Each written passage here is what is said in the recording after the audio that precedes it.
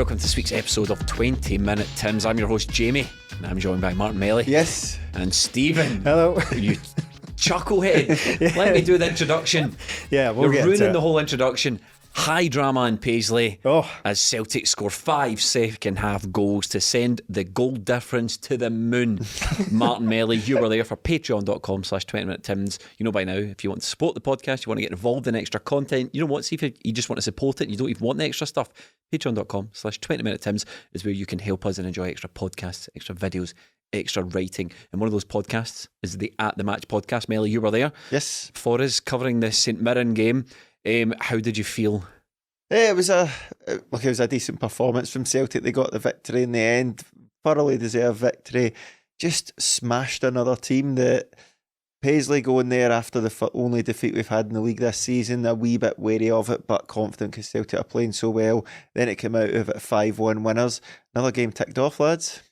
Not long ago now. Not long to go with it. See the game itself and the performance and the result. We'll get into the various details because there was a lot going on. But overall, I was really happy with that result because it's the kind of thing that with the first half performance, it had the feel of something that could really easily go wrong because it was quite a flat first half, wee bit disappointing performance in the first half. But then you factor in things like, right, they're down to 10 men, but how often does it work the opposite of how you think it is? How often do you hear about 10 men who dug in and became even harder to play against? And St Mirren were already defending quite well. So that's the kind of thing that can work against you. We've not played all that well.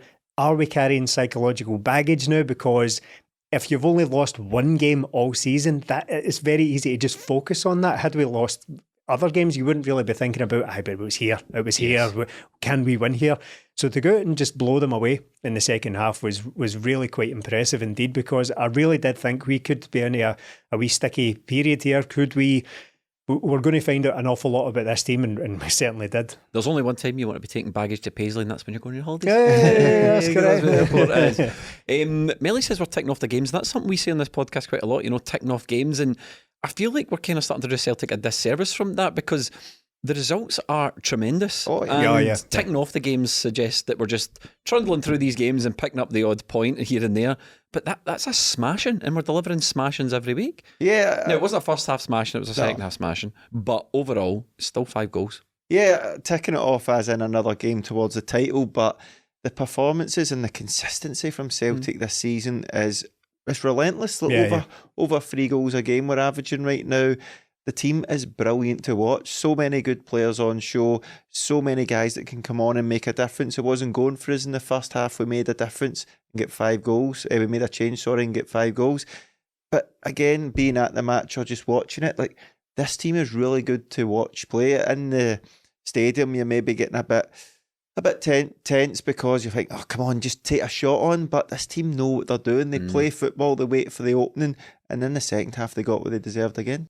Another 5 goals, another 3 points, and it sort of dawned on me when people started talking about how Celtic can break this points record, break the goals record that we've accumulated over the past couple of seasons. Just when you think there's no more records to break, trebles in a row, titles in a row, breaking, I mean, it was only not so long ago under Brendan Rodgers that we broke the most goals or whatever in points. You're just thinking to yourself, how far can this team realistically push it? I think, what do we only need to score 20 goals or something before the end of the season, before we've broken the goals record? Breaking spending records, eh? Ewan Murray, eh? God, I know you're watching. Who forces you to watch football? He's just sitting at home. He's like, Celtic, enjoy your win, Celtic. You've got more money than St. You fuck off, mate. That's not how a man who just sucks the energy and life out of an absolute enthusiasm vampire, Ewan Murray. And I've spent time in his company, and let me tell you, the man is the human sleeping tablet. Thanks, Captain Enthusiasm. You saved the whole city. Scottish football, right? Yeah, we were having too much fun. You're right. You're bang on. Jesus Christ. Where were we? Yeah, Ewan Murray pissing on your cornmeals for no reason. I pissed on my strawberries all morning. Where were we? Yes, the relentless nature of this Celtic team. I mean, as I said, having watched that first half, I really thought, right, could this be it? Could we come to a grinding halt just because of how difficult the circumstances have been? But no, Celtic just find a way. And yeah, largely down to how much quality there is in the team and how much quality we could call upon on the bench. But what do you think happened in the first half, though? Because it was poor. I mean, I'm talking before we went a goal down or whatever. It was from the off, because when we were talking about this St Mirren game in the past, the way we've referenced it is such it was like an aberration, such a weird performance, such a freak result. And it was just like we just didn't turn up. It was like watching another team. And I've got to admit, even though the positive result came in the end, as we all know, when I was watching that first half, I thought, God, this is like a repeat. This is like a rerun of that other St Mirren game. Well, I think St Mirren did quite a good job in the first half, if I'm honest. They defended quite well. I thought that, Aaron Moy has been in absolutely great form, but Alexandro Gogic, is it? The midfielder we cannot get away from, seems to play against us for every single team in the division. Hamilton, St Mirren and Hibs, if I remember correctly. Yeah, that's right. Tony Watt is another one. He's basically played for every single team. But I thought Gogic, every time Moy get the ball, Gogic basically stepped out and closed them down and kind of got quite physical with them, kind of bars them off the ball and all that. That both of their wing backs were quite good. Is it Small? Thierry Small? Yes, he was decent. He did a good job against Jota. Jota, every time he tried to take him on, he would let him kind of push it past him and then just beat him for speed. He was quite a lot faster than Jota. So I think they did quite a good job. Strain, on the other side, I've been impressed with a couple of times this season. I think he's done quite well, particularly in the defeat to St Mirren, but he was good at Celtic Park recently as well. So I think overall, the main problem was that Celtic didn't quite click into gear, didn't quite get Maida was anonymous as well, didn't quite get him on the ball. Jota didn't really spark fully into life until the second half, wasn't he? Jeez. It was a little bit, because he kept running into trouble, kept dribbling into trouble, and then he had that weird free kick that he kind of hit well away from Callum McGregor, and it looked like it was going to be one of those days for him. But overall, I think that despite all those things, I think St Mirren just defended quite well, to be honest, until they could no longer, until Celtic eventually just find a way to get past. Yeah, normally in these games, Celtic sort of feel their way into it from the very start, but I felt that St Mirren didn't let them. St Mirren didn't let them, and I think their two strikers and midfield, they sort of pressed Celtic well with the two strikers, one midfielder, and then whatever wing it was on, the wing back, really pressed Celtic. And I was like, again, this is the third time seen St Mirren this season. I wasn't at the last game, but I was impressed with them at Celtic Park as well. They look like a team that's got a plan, and they're not just going to sit in and hope for the best. They look like they go out and do something. I think we've said that about Stephen Robinson before this season. So I think they had a plan. I think they've done it well, but they didn't let Celtic settle into their rhythm. They didn't let Celtic seem to have a lot of the ball in the opening 20 minutes, but it was all in their sort of own half getting into that. And then as soon as they went beyond that, St Mirren had a plan and sort of pressed Celtic into it. And look, Maida couldn't get the ball. Jota had too much of the ball because it was rolling under his foot and he was giving it away. So they had done a good job on our wingers. It wasn't until we made the change at half time and switched them around that Celtic got something different. And like the sending off played a huge part. We don't know how the game would have went if it had been 11 versus 11, but impressed with St Mirren. 5-1, but I don't think they even played that badly, and our keeper didn't have a nightmare apart from when he had to kick a ball, which is utterly shambolic. I mean, straight through your heart a couple of times, isn't it? More than once, or straight up in the air. I mean, you do it every day, mate. And it's not even that. I was like watching St Mirren, all these players sticking to a plan, and you're watching the keeper just shell it beyond every player. You're not giving them a chance to get the ball or get up the pitch, so it just kept coming back. But yeah, it would have been interesting to see how it stayed 11 versus 11, but I've no doubt Celtic would have won it anyway. I suppose in that way it was quite similar to the recent one at Celtic Park, where it was quite close until it was. It ended up 5-1 as well, and it was only when Rio Hatate came on and played absolutely out of his skin, he was absolutely magnificent that night, that Celtic just fully kicked into gear and blew them away. So it was kind of similar to that. St Mirren have done quite a good job when it comes to controlling Celtic, or rather sort of stifling Celtic for a period of time until they can just basically no longer. 5-1. I know it seems really ridiculous to say that, but it's about the strongest credit I can give opposition this season is holding Celtic at bay as long as they possibly can before they eventually get a doing anyway. Right, let's do it. Do the jingle. VAR. Right, okay. we need to talk about the referee performance now. We don't want to get too into the refereeing performance, but I think it has been a constant on this podcast this season how shambolic the refereeing performances have been, and even when results do go our way, as they do, it doesn't mean you can't complain about the refereeing. Now, the St Mirren penalty that they led by. Greg Taylor handball. Just going to go round, do what we do all the time. Pen or no pen? Martin Melly. Pen. Stephen? Yeah, it's a pen for me. I think it was a fairly clear handball, to be honest. Just said pen or no pen. Yeah, don't ask for one word answers pen. on a podcast. I'm going to come back round. Pen. Melly, why do you think it was a penalty? He handled it quite clearly in the box. He did, didn't he? He made an action. He made an action. And the referee, looking right at it, because you can see in the replays, he's got a clear view of it. Nah, play on, lads. I've heard a number of arguments about the handball, the nature of the handball, and the problem is because we've had so much of it this season, nobody knows what they're talking about with handballs, including me, so strap in for another ill-informed chat about handball. But when I saw that, I have to admit, when I saw it live, I thought they're going to give that, clearly, because the ref was looking directly at it. I thought, right, they're going to give that. Oh, we've got away with one here. Yeah. Nothing's happening with VAR for about 2 minutes or something like that, so maybe we've got away with something here.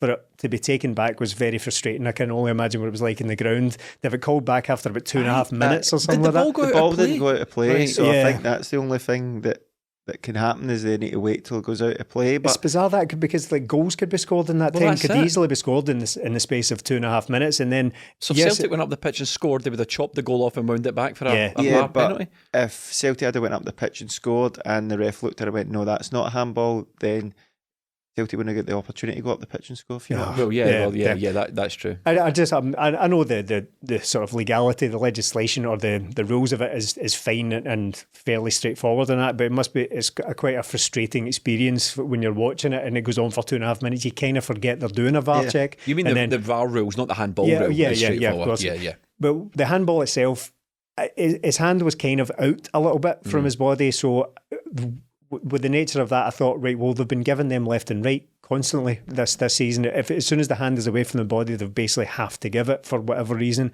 But there was also a secondary kind of, I think he tried to move, and it all happens in a split second, right? So he's got someone around him, or he's got other players around him as well. So he handballs it, doesn't kind of realise he's handballed it, and he goes to move his body to block the ball from opposition players. And in doing that, he kind of pushes the ball down to his feet. So I understand entirely why it was given as a handball. To be honest, I don't think you can not give that if you look back at it. I think the way the handball rule's been this season, you kind of, as Stephen says, that's about as clear a handball as you're going to get this season, other than, Connor Goldson putting his hand right over and pushing it right over his head that wasn't given.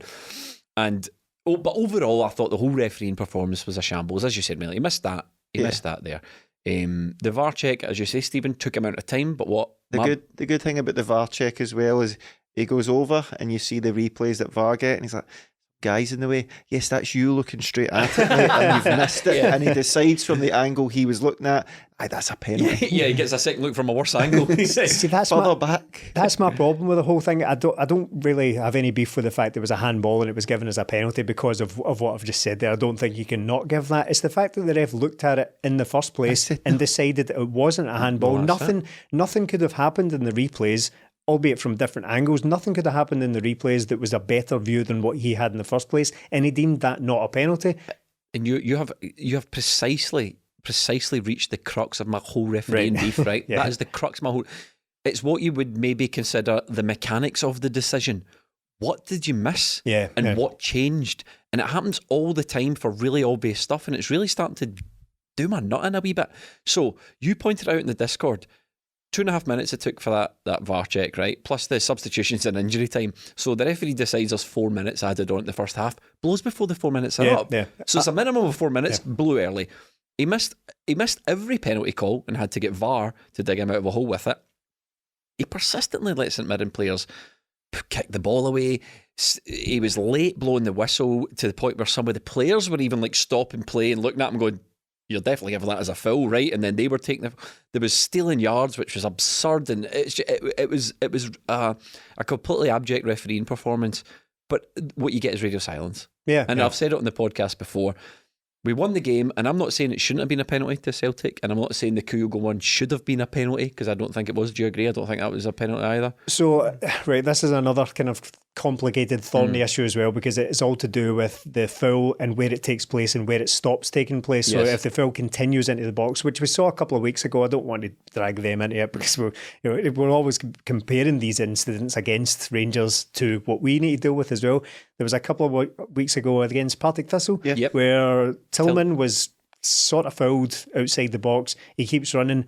The defender already has fallen away from him, and then when he gets into the box, he falls, and that's given us a penalty because the foul continued into the box. Right. So this is the same scenario we're dealing with here. The foul was clearly outside the box, but yet was there or wasn't there contact maybe on the line of the box? There was was definitely contact on the line. So is that in the box then? Yeah. So on the line is in the box, yeah. Right, so I've changed my mind. I think it's a penalty then. Based on you explaining the rules to me, I think it's a penalty then. Well, again, these are only the rules that have been given to me as to why Rangers got a penalty for almost the same thing. I could be completely wrong on that, but that was the excuse, or rather the reasoning given to me when they were given a penalty for a because very, an very ESPN similar. journalist got in touch with us today and he's like, it's the position of the defender and where the foul takes place more than the position of the attacker. Right. But the referee made a holics of it again. He awarded the penalty and then he had to be shown VAR, for which was a camera angle worse than the position of his own two eyes, and then they had to reverse this decision. And it's mystifying to me how they get so much wrong in a game, right?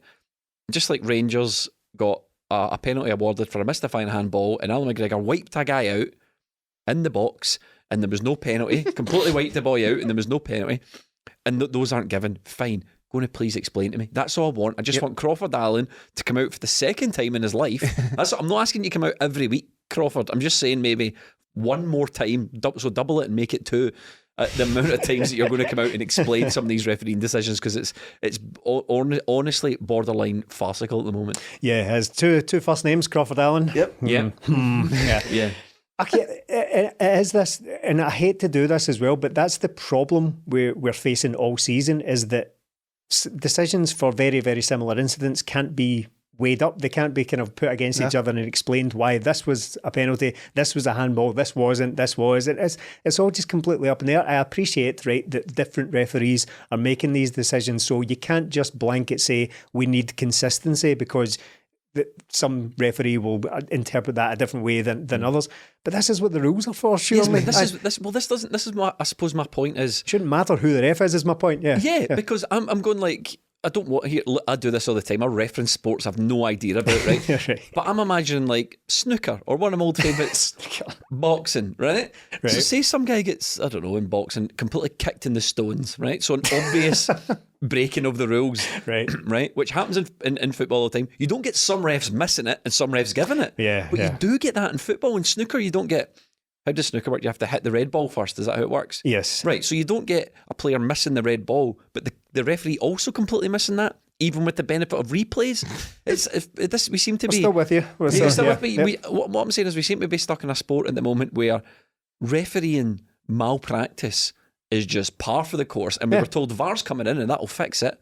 And it's not fixed at all. No, it's made it worse. I don't know if it's made it worse or it's just highlighting it so much more because shone the torch on the cockroach in the corner of the room, hasn't it? Yeah. With the Sean the Torch, like I talked about that guy there. I was waiting to hear a story about a guy called Sean the Torch. Did the ref even check VAR for the second one, or did he just get told that it was outside? Yeah, he didn't check himself. No. So right, okay, and so.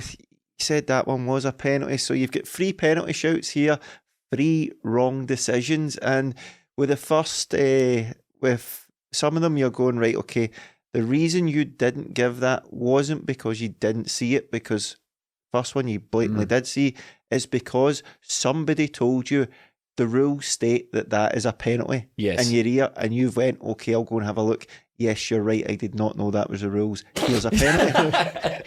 You're right, I did not know that. Yeah. So look, that's it. We don't want to spend too long on this, but I mean, it does need addressed, because it's God knows if you don't do it, it's just going to continue, and it's a ridiculous set of circumstances. So Celtic, and again, sorry, just to put a button on that as well. It will affect everyone at one point as well. So if you're watching this and thinking, "Oh, typical bloody Celtic fans, why are you watching in the first place?" But well, you say that, Stephen, but it doesn't seem to be affecting everyone, does it? What was Angie's line? Especially us, especially when it comes to us at the weekend. I mean, I saw a stat today. Someone tweeted us about the new thing. You know how like everyone's just uncovering every week when they're actually digging into the numbers of how Rangers are refereed. They're digging into numbers and finding new and surprising and wonderful stats. I think Connor Goldson and Davis, is that his name? Yeah. The two centre halves have committed something like the least amount of fouls per 90 of anyone in the league, and they've committed the least amount of fouls of their entire careers over like they've really cleaned up. They've really cleaned up their experience they've got since they've been in Scotland, isn't it? Just this season, I think someone pointed out that more fouls have been awarded against Jota in one game than Connor Goldson has had all season. He's a centre half. That's incredible. So you say out everyone, but your point stands. If you're watching this and you're going, "Oh, one day it will," we think maybe bite you in the backside. News flash, gentlemen, Valentine's Day is almost here, and by the grace of Cupid, our friends at Manscaped are coming with the best tools to get your boys down the stairs ready for the special occasion. I'd like to propose making February the 13th National Shave Your Balls Day. Who's with me? Get lucky this Valentine's Day and join the 7 million men worldwide who trust Manscaped, the leaders in below the waist grooming. With our exclusive offer, go to manscaped.com and use the code TIMS for 20% off and free shipping. But Stephen, what is Manscaped? Well, it's just a ball sack trimmer. A ball sack trimmer from your podcast mates. No platinum package is complete without the ultimate hygiene bundle to get you fresh from head to toe. This bundle includes Manscaped's premium body wash, 2-in-1 shampoo, body and ball deodorant, and much more. Infused with aloe vera and sea salt, Manscaped's body wash will leave your skin feeling clean, fresh and hydrated all date night long. And for when she runs her fingers through your hair, make sure your mane is hydrated and irresistible with her 2-in-1 shampoo. And don't forget, gents, no date night is complete without Manscaped's signature cologne. Get 20% off and free shipping with the code TIMS at manscaped.com. That's 20% off with free shipping at manscaped.com and use the code TIMS. Join Cupid and shoot your arrow with the Manscaped this Valentine's Day. Celtic came out for the second half. They looked rejuvenated, and as you said, Martin Melly, I think with St Mirren down to 10 men, it was really only a matter of time before the first goal went in. Yeah, well, to give the referee credit, he did get the red card right, to be fair to him.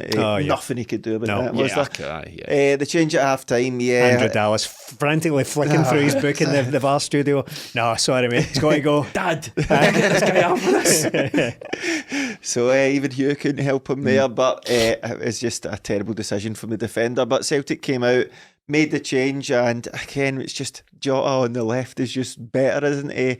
ABADA coming on, I thought, right, you could have taken off both wingers at half time, but I always like to keep Jota on. I don't like Maeda and ABADA on at the same time, but Haksabanovic is there.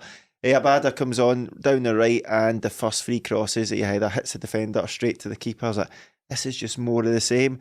And then the guy ends the game with a goal and 2 assists or something like that. How does he do this? Just pop up. Celtic just, look, we knew it was going to be second half. They were going to go right at St Mirren. St Mirren sat in. The longer it would have went, the harder it would have got. But again, this team get goals at good times. It wasn't long after half time. Celtic got the first one. Very well worked by Jota. And that's another thing as well. Maeda, Jota were having horrendous games in the first half. Hatate and Moy not having great games either. But nobody in this Celtic team just decides, like Bruno Fernandes, for example, against Liverpool, just flung in the towel there. Jota could have easily just went, it's not my day today, I'm going to get subbed, I'm just going to wait to get subbed. He didn't. He kept trying to make things happen. Even though he wasn't having a good game, did he once hide and not ask for the ball? He'd never once done a James Forrest. He kept going. That was a wee dig, sorry, James. I know, he wasn't even in James Forrest. He wasn't even in the squad. Take it back, James, you're a legend. He kept going, he kept Speaking going. of James Forrest, how's that book coming along? It's coming along well. I've read more now. Yeah. Have you? Any revelations you want to share? Yeah, he was good at football when he was a wee boy. Oh, cool. Okay, more to come. Keep us updated. The serialisation of James Forrest's Hometown Heroes, is that what it's called? Homegrown hero. Homegrown hero. Anyway, carry on, Melly. Jota just didn't give up on it and got the goal. And I think you could tell by his celebration he was happy with that. It's just the frustration came out. And once Celtic got that goal, it was just a matter of time for the rest. Neil Lennon switched the wingers. Yeah. was deployed as a tactic and it worked. Yeah, and to go back before we go much further, you noted there rightly that it was a terrible decision for the red card. The defender just made a complete Horlicks of it, as we're fond of saying. But credit to Kyogo for putting that pressure on him because he took the touch back to the keeper, probably thought that was job done, and all of a sudden Kyogo just appears round the corner, and then he just hauls him down. But that's what Kyogo's good at. He just sends defenders into an absolute panic. And Kyogo does what Kyogo does. Kyogo does what Jorgers does what Jorgers does. But I credit to him for that because it is a strength of this Celtic team to just constantly be putting pressure, and they showed weakness. Kyogo pounced. Almost literally pounced. Yeah. So, where were we going again before I'm back to that? Jota, excellent. And Jota, you're right to point out that they just sort of figuratively rolled the sleeves up and just try to get the job done. And What a finish, by the way. A really interesting bit of improvisation as well, because he was already lying down and he almost kind of poked it into the ground and it got it into the net in the only possible way it could.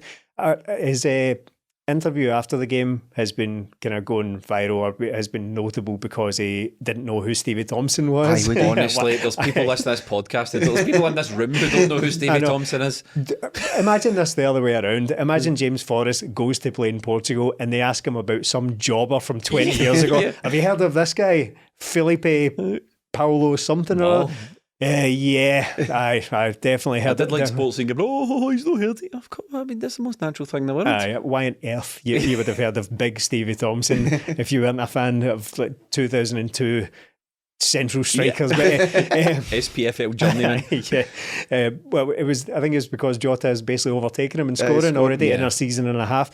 But what was also notable about his post-match interview was that guy is extraordinarily articulate for a guy English in a second language. It really often these things happen, and we've been through it as well when we get invited to these press things for Celtic. You get to talk to David Turnbull, and it's it's basically just Jota's more articulate than David Turnbull. 100%. It's like blood out of a stone, and quite often with footballers in their very brief post-match interviews, you tune out immediately. It's just like, it's great to get the 3 points. It was more important to this. But I actually found myself tuning into what Jota was saying because he's quite a compelling presence, and he's speaking in a second language. Apparently, David Turnbull and Aaron Moy, they don't hang out together because Aaron Moy's like, this guy will not shut up. Chatterbox. How do you feel about ABADA coming on? I thought I'd like to see more of Haksabanovic, but again, I can't argue with the bare facts of it at the end of the game that ABADA has scored a goal. Did they get 2 assists, I think? One for O'Reilly's, I'm sure. And you're just that. But there's question marks over his. I know it's nothing to do with his performance, but it seems almost every other player in the team who hasn't signed this new contract that's been offered to them has more or less quickly been shuffled out of the side. Doesn't it be happening to ABADA? No, this is going to maybe sound a bit harsh even after my dig at James Forrest, but I think this can only be good at Celtic because when you're looking at the bare facts of it, he's played the most games under Ange, somebody said today as well, and then somebody was asking in a group chat, where does Celtic improve in the summer?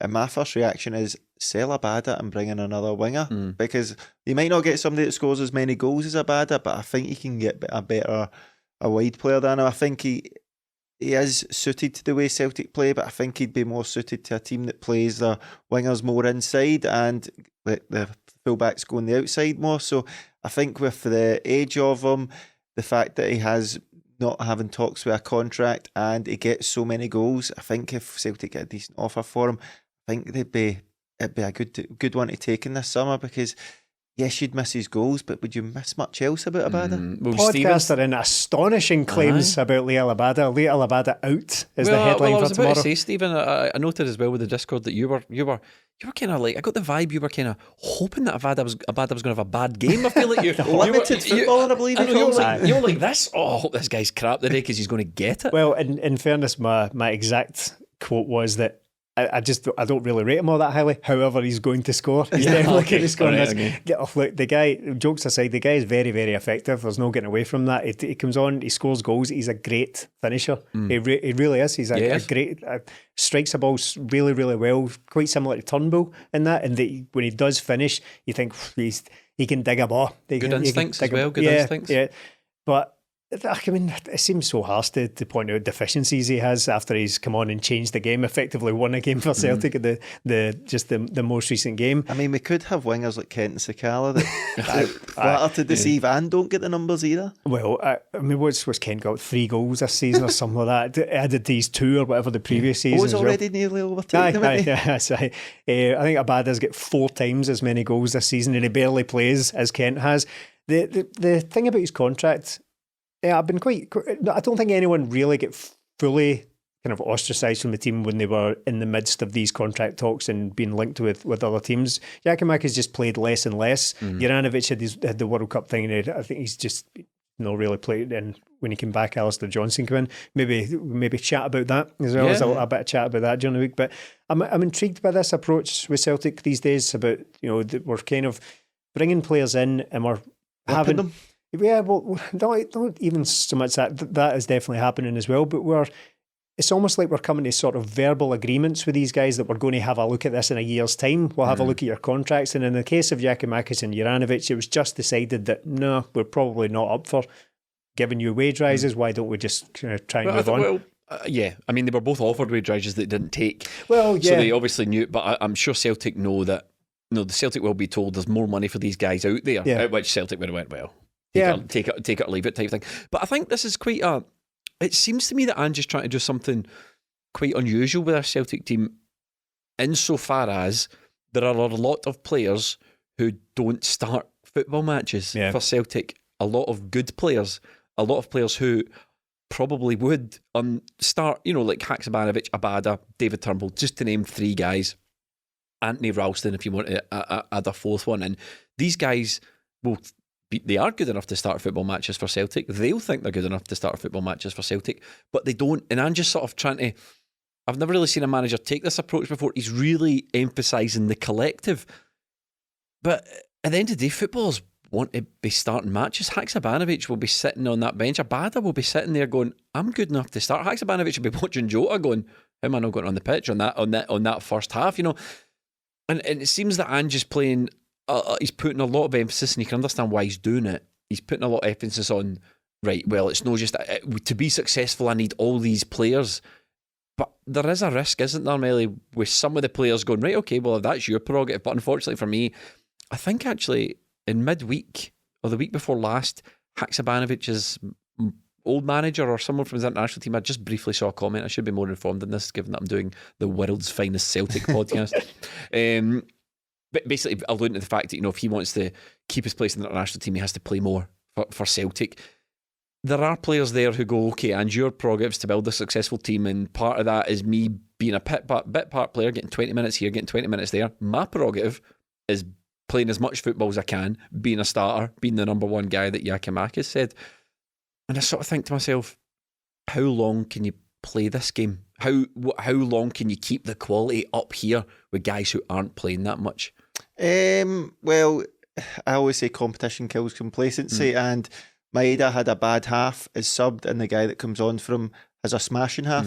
So does Abada take over? Do you drop a guy that's been brilliant for 2 months over since the return after the World Cup and bring in Abada because he's had a bad half?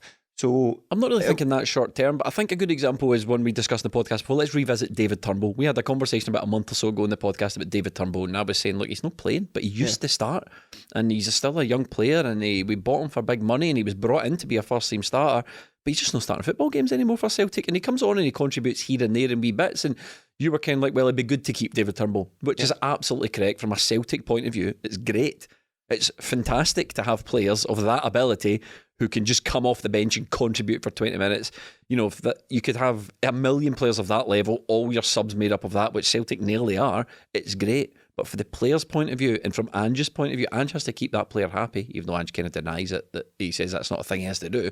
But for the player's point of view, do you think there's a bit of like, No, I want like David Turnbull. I want to start games. I was last year. I was starting games at the beginning of the season. I was starting games. No, yeah, there definitely should be that. But I think Turnbull's quite a good example because he came on, scored a couple of goals. He got a start, didn't he? Yeah, and was subbed. He was really poor. So he got his reward for the fine goals he was scoring. But then when he gets the chance to start, he wasn't very good. So Turnbull's a good example. I think the wide players as well. Celtic have sort of settled into their best 11 right now, and I think that was the team that started. Doesn't always mean that it will be the team that finishes the game. Like Andrew's always said, we have guys that can come on and contribute, and this week we've got 3 huge matches in 6 days, so we're going to need to rotate a bit. It's up to the guys when they come in to go, right, I need to do everything to show that I should be starting the next game. Then if you do start, keep your place. Then when the guy that came out the team for you, it's a big circle.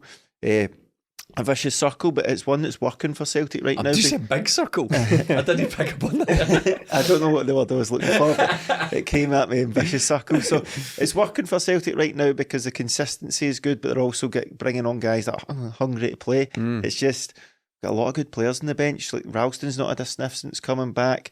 Turnbull's now not going to sniff. Iwata came on. So many good players. It's only good for us. And I always go back to it. Competition kills complacency. I mean, I say this in the full knowledge, Stephen, that we'll get a double header against Hearts here. Yeah. And we'll probably see rotation midweek. And then we'll see a lot of the team rotated again, back for the cup game at the weekend. Yeah, it's quite unusual. Sorry to jump out. It's quite unusual for Celtic to go several weeks in a row where there isn't a midweek game. So once that's back, I fully expect things to change. But do you think there's a bit of work here? Not a bit of work for Ange, because that makes it sound like there's problems, and there's no hint of a problem.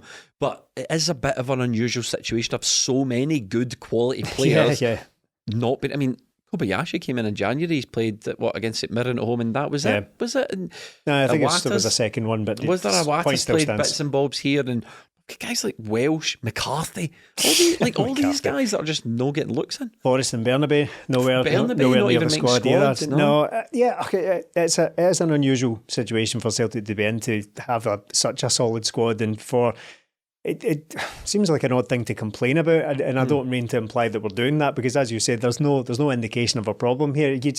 But you do have to kind of project slightly longer term and think, well, it's not Ange's job to necessarily keep these guys happy, but it is his job to keep these guys feeling like they're a motivated and crucial part of the squad, because we are going to have to call upon these guys at some point, and it's only human nature for them to think, well, I can't do anything here, so I'm probably going to start getting the old agent on the phone and all that. I'm kind of. But I don't think you're being unfair, because so take David Turnbull or Haksabanovic or any player. I think it's fair to suggest that those guys will be given 100% in training at all times, but not getting a look in. So it's like the movable object, isn't it? And the unstoppable force. He's going, well, you work hard, and it's not my job to keep you happy, and you work hard, you'll get in the team. The players are going, well, I'm working hard, and you've clearly got favourites, and I'm not getting in the team. So both let's go are separate. But that's the only outcome I can see here for a player like David Turnbull. I would be amazed if Turnbull and Haksabanovic were happy with their minutes and stayed at Celtic. And if David Turnbull stays at Celtic next season, getting the minutes he got this season, I think that's a bit, maybe even a lack of ambition. The thing, these things will play out as they will, and we'll find out in due course. But the thing I'm mainly concerned with these cases is that, much like with Giakoumakis and Juranovic, didn't want to lose either of those guys, but we replaced them almost immediately, and you quickly forget they even basically existed. I mean, you move on. At no point during these games am I thinking we're really missing Juranovic or Giakoumakis. It's not. It's Celtic's job to put us in a position where it doesn't really matter if David Turnbull is slightly peeved at not getting the minutes and all that. So my main concern is that we keep doing what we've been doing and replacing these players in a timely and inexpensive fashion. A really good kind of economic setup we've got, where we're not spending an awful lot on the replacements for these guys. That Beale. And they come in and they look as if they've been here for years already. Alistair Johnston. I mean, you were teeing that up nicely. I mean, he's slotted in absolutely seamlessly. Yeah. Took his goal well. You could tell he absolutely loved that. He's get proper hero vibes about him already, like proper, like I didn't want to say cult figure because that almost has negative connotations. You think cult figure almost becomes like Jim Jones. Well, he's everything Lustig wanted to be into Alistair Johnston. Come on, what's wrong with you today? I know everyone's comping it.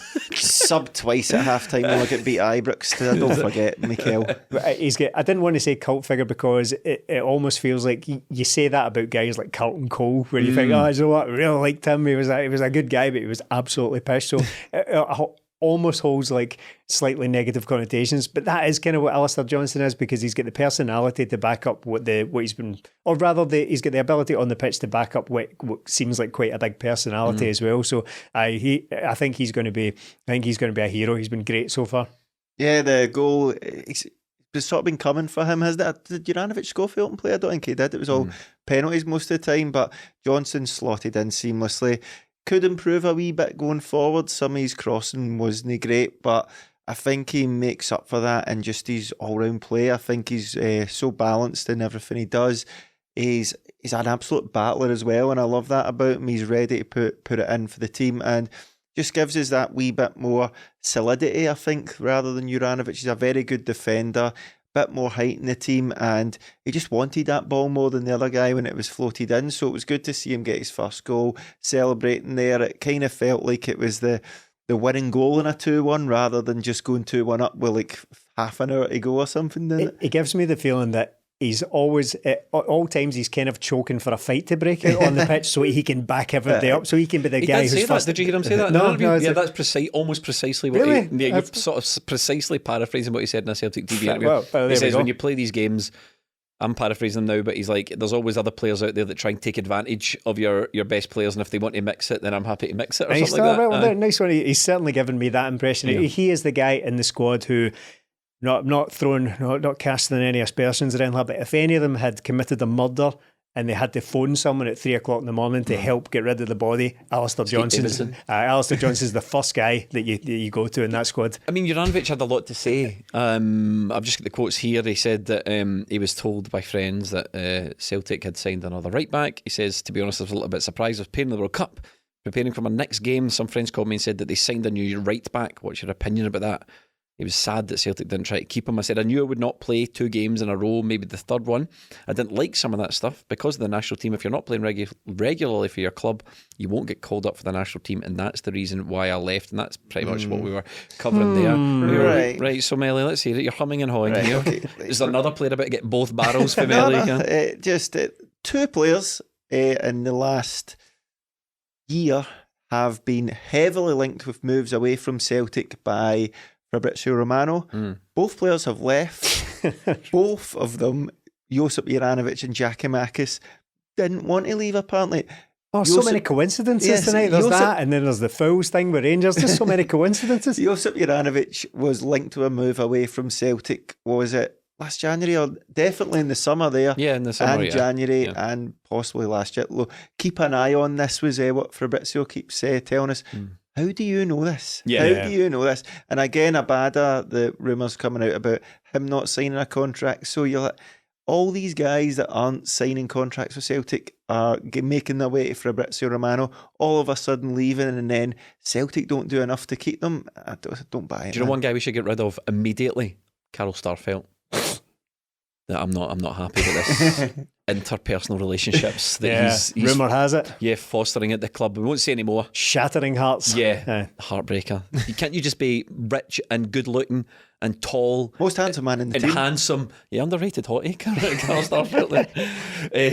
I know. Not happy with that. He goes and tears everyone's hearts out. Exactly. It's not good. It's definitely not good enough. On the Juranovic thing, I'm glad you said that about the having been linked away and Fabrizio Morano and all that. Morano from that's what I meant. Fabrizio Morano, lesser known transfer guru on Twitter. Romano's that's for the real hipster's choice is Morano. Something was clearly afoot, right? And I'm glad we didn't go down the route of he was linked away, because anybody could do that. You see all the links with like Chelsea, Man United and Atletico Madrid that we were talking about at the time. I mean, that may or may not have been rubbish at the time, but what was clear was that something was happening, because, as you say, the 2 guys who were linked strongly away are now gone, right? And Juranovic to claim that it was entirely because they went out and signed a right back behind his back is utter nonsense, to be honest. He would feel compelled to say that. I remember a bit of pandering in it. I remember Fabrizio putting a Which video one? up. Which? Romano. Right, that one. Bit obvious, but You don't trust your sources. I remember him putting a video up saying, Manchester United were interested in. Chelsea. They wanted him. He was an option basically for right back. So this stuff about Celtic not wanting to keep it was his move within a foot, or was a foot for months and months and months. We got AG in and really no look back, and that's what Ange says. He goes like, I'm not getting involved. You wouldn't expect Ange to get involved. Some reporter asked him about it. He says it's become I'm not getting involved in the soap opera. Juranovic was great for us. We moved him on. We need to be aggressive. We need to reinvest. All the stuff you would expect the manager to say.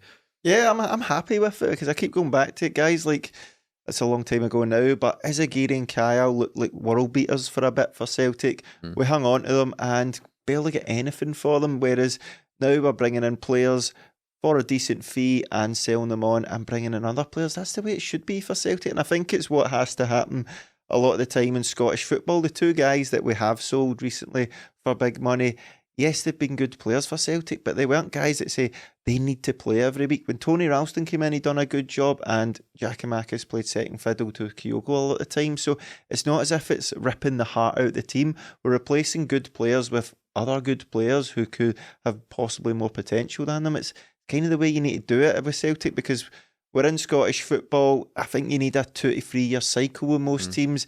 Celtic are speeding that up a wee bit right now, and it's the way Andrew's come in and done it. Stephen spoke about it before, bringing more experienced players in and then sort of replacing them with a bit younger players with more potential. It's the way we should be going, and I think Fabrizio was which one? Romano has linked. Has it been Starfelt and Carter Vickers have been in the news on Twitter recently? So just keep an eye on that, because the agents and that. Yeah, well summed up. Just keep an eye on that, because agents and that. Right, okay. Right. Patreon.com/Tim's for all your football insights. Oh, Jesus. Matt Riley got his first goal, Stephen.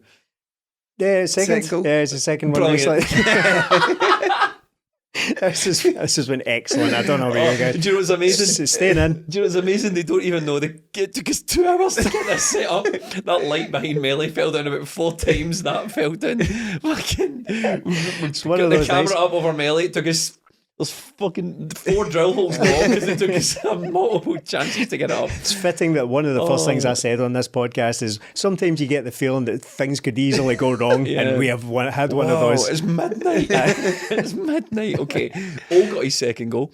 Yes, he did. Another clear penalty. Yeah. How the ref didn't give it at first, though. The ref didn't give it at first because, well, for reasons in that. And it was a very, very obvious penalty. The run-up was concerning. Wasn't a big fan of that. He kind of shuffled off to the side and then did the wee kind of jumpy right. Remember Simone Zaza? Simone Zaza for Italy, the worst run-up ever, and he missed the penalty. It was a shanner of a penalty as well from all. It was a wee bit, I think. From the camera angle at the stadium, from the side on, the kind of halfway line angle, it looked as if he'd really smashed it right into the bottom corner. It's only the angle from behind that you see he hit it quite close to the keeper, and the keeper he dived over it. The ball went through the exact ball-sized hole between the keeper's elbow and waist. So, look, good for the guy. He has good confidence builder for him. He has been good since he's been here. Came off the bench. It made a huge difference in the cup final. I thought it was powerful running and gave Goldson a torrid time. It was smash, it was almost like what I said earlier about Kyogo putting pressure on the St Mirren defender. It caused panic. He did that in the cup final to Goldson. He just appeared sort of round the back when Goldson was trying to usher out our play. So he's been really effective. So I quite liked that they gave him the penalty, because Moy had gone off at that point. But sharpen up the technique, I think. The strip thing. Oh, yes. Mystery to me. Ange didn't like it either. The fact that several sponsors now have been unable to come up with 3 kits that we can wear to all home, all domestic fixtures is a mystery to me. But the opinion on the grey kit is torn. Yeah. You like it? I do, yeah. Melly? I like it. I quite like it as well. People on the internet don't seem to like it. I don't think Ange likes it very much. He said he would much rather be playing in green or green and white. I think it looks good just wearing it, but see as a full strip, I don't think it looks good. Yeah. That's nice as a garment. Yeah. But I think for next season, I think if we could have 3 strips that we could.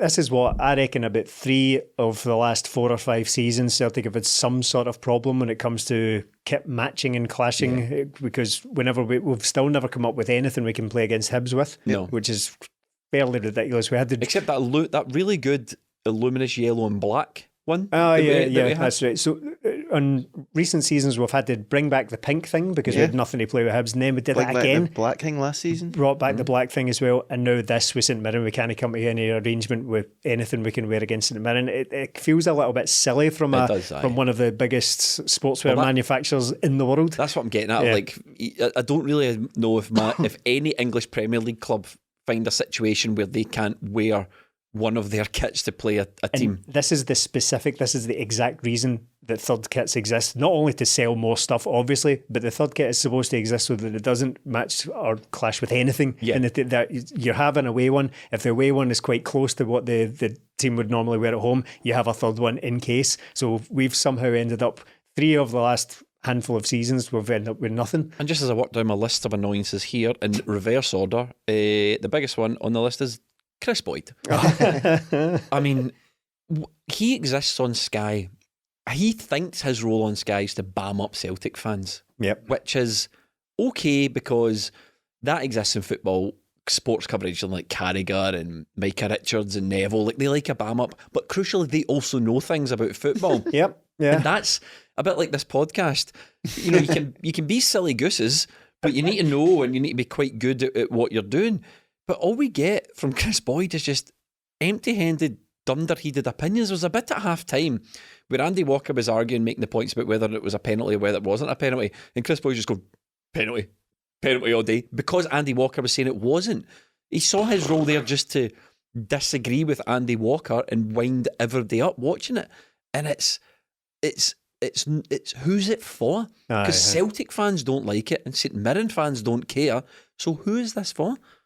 Luckily I was at the game, so I managed to avoid it, but did get a wee swatch of Twitter on the way home, and you just see him posing for the photo before the game with stupid pose. You're like, mate, you're in your 40s, maybe older. Stop it.